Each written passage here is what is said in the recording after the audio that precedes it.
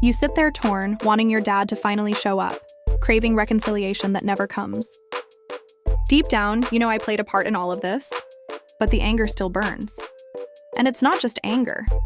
It's the constant battle of trying to teach myself how to stop expecting, how to stop waiting, how to stop being disappointed. Hey besties, welcome back to the channel. So the dust has barely settled after the premiere of SisterWives Season 20. And let me tell you, if you came into this expecting raw truth, authentic family struggles, and genuine healing, you're going to be disappointed. Because what we got from Kody and Robyn was not reality. It was a performance.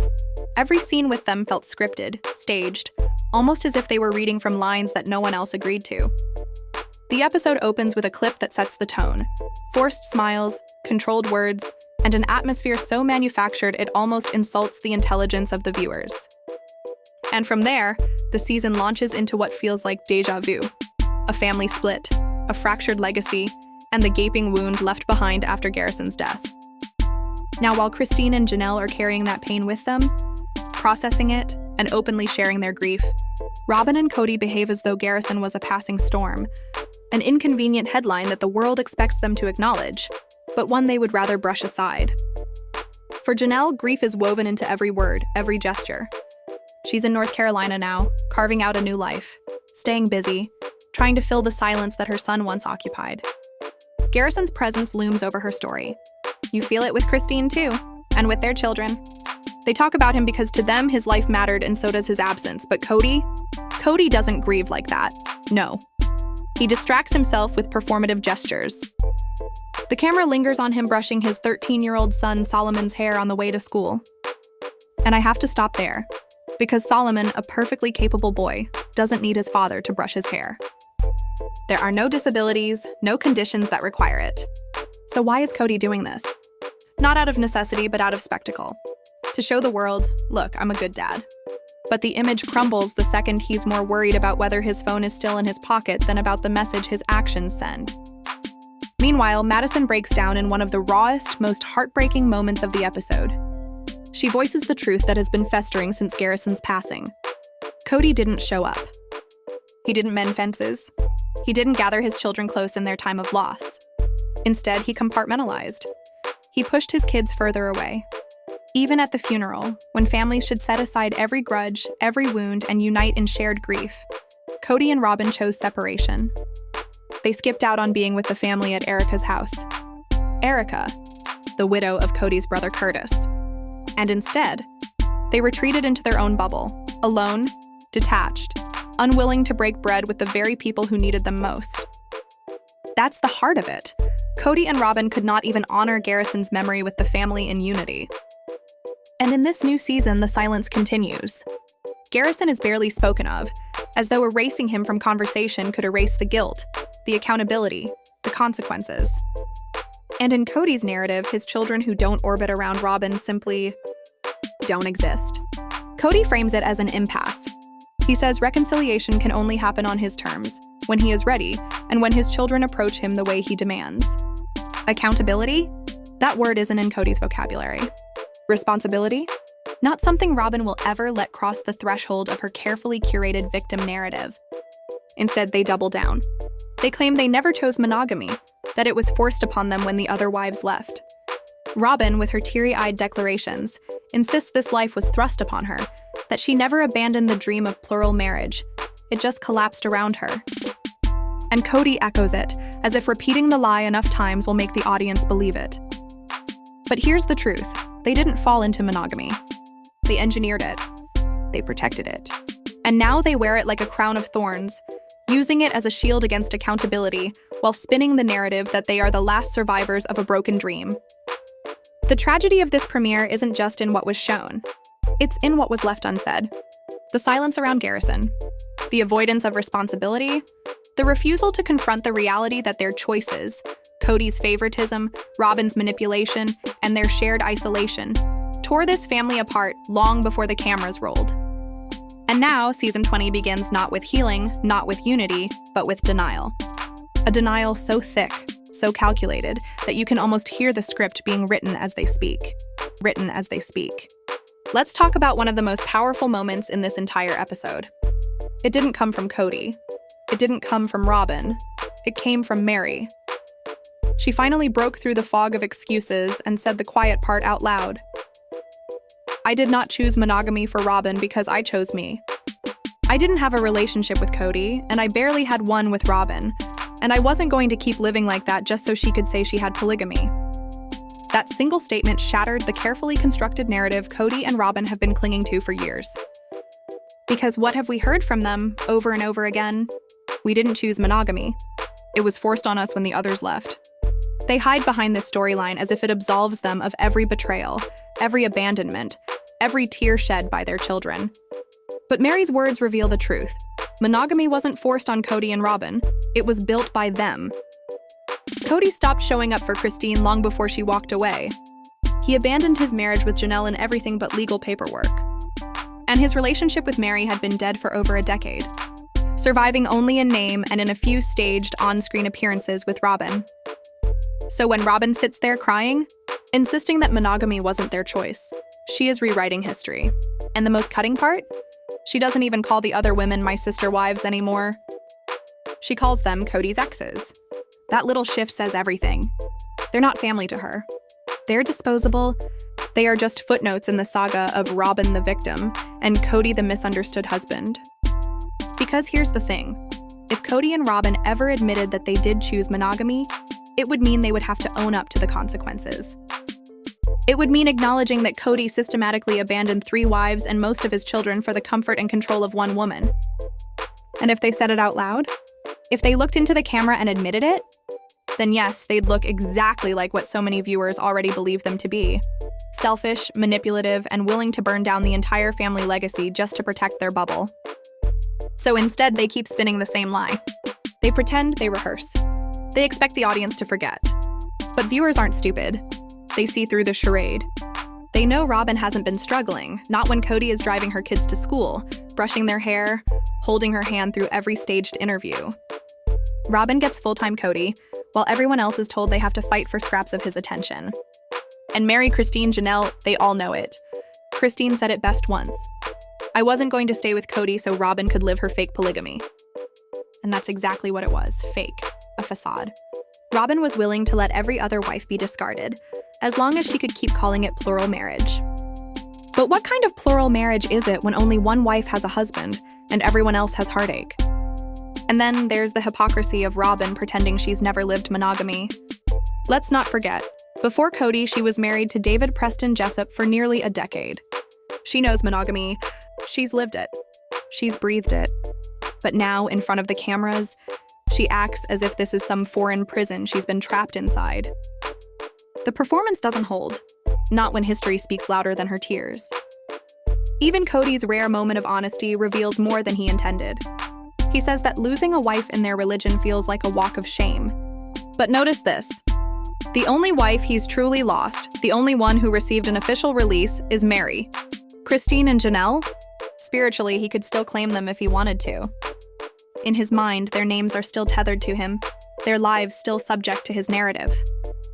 That's not faith. That's control. And so the cycle continues. Robyn painting herself as the wounded martyr, Kody insisting he never abandoned anyone, and both of them clinging desperately to the illusion that they didn't choose this life. But the cracks are showing. The lies are unraveling. And the more Meri, Christine, and Janelle speak, the clearer it becomes that monogamy was never an accident. It was a choice. A selfish, destructive choice. And now the world is watching them choke on the very story they wrote for themselves. Kody Brown has always been obsessed with control. But control slips through his fingers the moment we start talking about releases. From a church standpoint, he's only truly lost one wife, Meri, because she's the only one who officially obtained a spiritual release. But in this episode, we learn that Janelle is following the same path. Even though she hasn't set foot in the church for years, she still wants the process done, the same way Meri did. And that detail is crucial. Because it's not about faith anymore, it's about closure. It's about saying, I'm done with this man spiritually, emotionally, eternally. He does not own me anymore. And here's where Kody's mask slips. On camera, he admits that losing a wife in their faith is a walk of shame. You can almost see his jaw clench when he says it, because to him, shame equals failure. But last season, when he sat on that tell-all couch, he refused to admit it. He dodged, he spun, he blamed. Yet the truth hangs heavy. In the church, a man who loses wives is not a leader, not a patriarch. He is a failure. And now he is losing not one but two. First Meri and now Janelle. Meanwhile, Robyn does what she always does best. She weaves her victim narrative. She claims she's under pressure from family members to continue living polygamy. She never says exactly who, but let's be real, it's not some mysterious, faceless crowd. Her family is deeply tied into the church. Her sister Fawn is still in plural marriage. Fawn's husband is not only a polygamist, but also a bishop. Her mother still believes in it. Several siblings still practice it. The pressure isn't vague. It's pointed, it's personal, and it's coming from the people closest to her. But here's the hypocrisy. While Robyn cries about that pressure, she plays a double game with Kody. In a quiet, intimate conversation, she dangles insecurity like bait on a hook. If I had met you as a monogamist, she tells him, I never would have married you. Just let that sink in. Kody has burned down 3 marriages, alienated most of his children, and walked away from the dream of a united plural family. All so Robyn could have him fully. And now, in their monogamous bubble, she tells him he wasn't good enough for her in the first place. This is the cycle that keeps Kody unstable. Robyn constantly reminds him that he was only desirable because of polygamy. She insists that she had offers, that men wanted her, but she turned them down because they weren't polygamists. The message to Kody is clear. You're not special. You were just the gateway to the lifestyle I wanted. And now that lifestyle is gone, she plants seeds of doubt. She makes him feel like a fraud, a man who can no longer provide what she signed up for. And here's the psychological brilliance, or cruelty, of it. She sets up impossible conditions. Robyn says she would only accept another wife if there were guarantees. If the woman was supportive of her relationship with Kody, if it was guaranteed to be perfect, if it was guaranteed to be everything she ever dreamed of. But guarantees don't exist. Christine knew that. Janelle knew that. Every plural wife eventually learns that polygamy is built on uncertainty, sacrifice, and heartbreak. By setting requirements that will never be met, Robyn ensures she never has to share Kody again. And yet, she never admits that outright. Instead, she cloaks her refusal in the language of faith, possibility, and maybe one day. She keeps Kody on edge, dangling the idea of plural marriage just enough to keep him unstable. He's always second-guessing, always wondering if he's failed her, always insecure about whether she truly loves him as a man, or only as a polygamist.